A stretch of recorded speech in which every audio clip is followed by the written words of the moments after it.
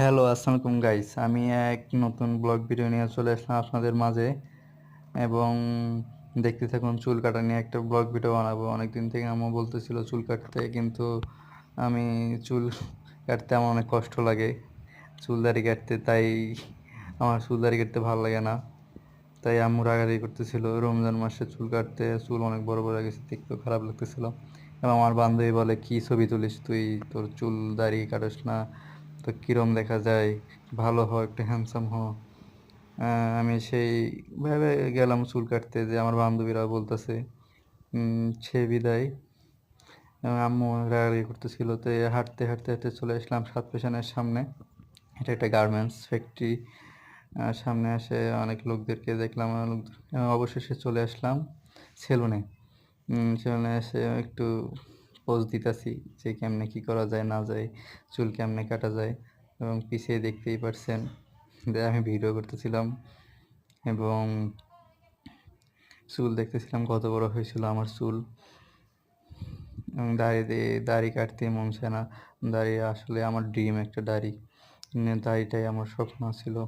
দাড়ি কাটতে ভালো লাগে না আমার। দাড়ি কাটলে আমার কেমন জানি কান্না কান্না পাই। তাই অবশেষে দাড়ি একটু রাখছিলাম, ছোট করি না এতটা। বসে পড়লাম অবশেষে চেয়ারে, এবং রহিম আঙ্কেল আমাকে চুল কাটা দেওয়ার জন্য এখন আমাকে তার কাপড়টা পরিয়ে দেবে। অবশেষে পরিয়ে দিল, কিন্তু চুল দাড়ি কাটতে এখন আমার ভালো লাগতেছে না। শুধু ক্যামেরার দিকে তাকাইতেছে, ভাবতেছি চুল কি কাটবো কি কাটবো না, কাটবো কি কাটবো না, সামনে ঈদ রেখে। এবং রহিম আঙ্কেল আমার পিছে, তাকে বলতেছি দেখেন একটু এদিকে দেখেন। এবং অবশেষে আমার চুল দাড়ি সে কেটে দিছে। আমার দেখেন কিরম দেখা যেতেছে, একদম বাজে বাজে লাগতেছে চুল দাড়ি কাটার পর, কেমন জানি লাগতেছে আমার কাছে। এবং আমি নিজে নিজে তুই একটা পোজ দিতেছি, দেখি কিরকম লাগতেছে, এবং নিজে নিজে হাসতেছি। রোহিত আঙ্কেল আমাকে পিছ থেকে মুসকি মুসকি দেখতেছে।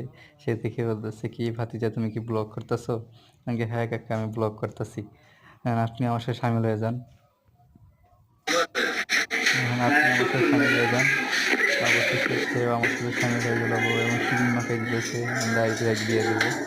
সে ক্রিম মাখার পরে সে আমার দিকে এখন ব্লেড লাগাবে, আমার র্যাক দিয়ে দিবে। অবশেষে র্যাক দেওয়া শেষ। র্যাক দেওয়া শেষ পরে এখন বাসায় চলে যাবো। তাকে বললাম যে আমার ইউটিউব চ্যানেলটা সাবস্ক্রাইব করে দিবেন। অবশেষে এবং গাইস, আপনারা আমার ইউটিউব চ্যানেলটা সাবস্ক্রাইব